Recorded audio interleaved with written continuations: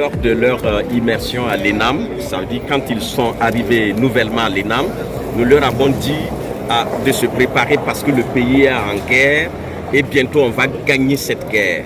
Et si nous gagnons cette guerre, que chacun soit prêt à aller partout, l'État va l'affecter pour servir cette nation et stabiliser ce pays.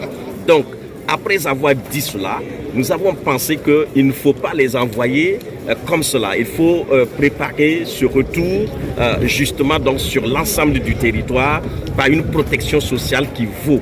Donc, nous avons pensé que un mariage collectif allait enlever donc toutes les lourdeurs financières, techniques et autres pour leur permettre tout de suite de concrétiser, de protéger leur progéniture et d'être prêts à aller partout où l'État burkinabé les enverrait pour justement servir l'intérêt général. Parce que c'est la première fois qu'au niveau de l'ENAM, la direction générale a su penser fortement utile en termes de protection sociale, qui est que les agents qui servent l'État se retrouvent sur plusieurs scènes de théâtre. Et on ne se souhaite pas du mal, mais personne ne sait de quoi demain est fait. Justement, on dit que si vous voulez aller loin, il faut bien préparer votre monture avant de démarrer. Et en termes de protection sociale, vous savez que des moments, même présentement, nous gérons des dossiers d'agents de l'État qui malheureusement ne sont pas là. Mais sur le fait qu'on sait beaucoup calquer sur le papier du blanc, qui permet de stabiliser, des couples se retrouvent dans des périodes d'orage. Soit ce sont les enfants avec madame, ou elle seule, dans des périodes d'orage. On ne souhaite pas ça.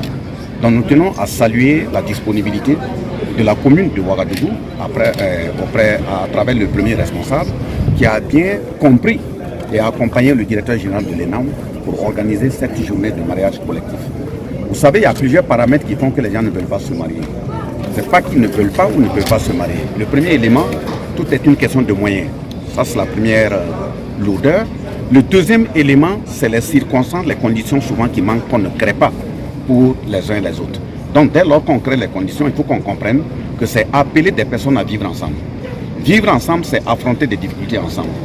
Vivre ensemble, c'est se conseiller, s'accompagner, construire ensemble. Donc, si c'est compris dans ce sens, et tout être humain vient dans le mariage avec ses côtés positifs ou insuffisances, mais si vous comprenez, ça peut aller toujours de l'avant. Et le dernier élément, organiser un mariage collectif indique à quel niveau l'État aussi est responsable. Et il est soucieux du devenir et de l'avenir de ses agents. Voilà pourquoi la réflexion qui est menée au niveau du Conseil des ministres, c'est de revoir même le code de la famille, pas pour annuler les mariages administratifs qui sont reconnus légaux, mais aller au-delà en faisant en sorte de créer toutes les conditions pour que même le mariage traditionnel soit légalement reconnu. Ça permettra davantage de nous ancrer dans nos sources, ça permettra d'éviter ceux qui ont peur de venir forcément devant la loi, parce que c'est la loi qui est représentée ici, pour faire le mariage. Donc tout ça, on veut créer les conditions pour faciliter l'union des couples. Et dès lors que des gens s'unissent, il appartient à toute la société, l'État en premier, de créer toutes les conditions pour que ce couple-là puisse être dans un environnement convivial et contribuer à la construction de notre pays.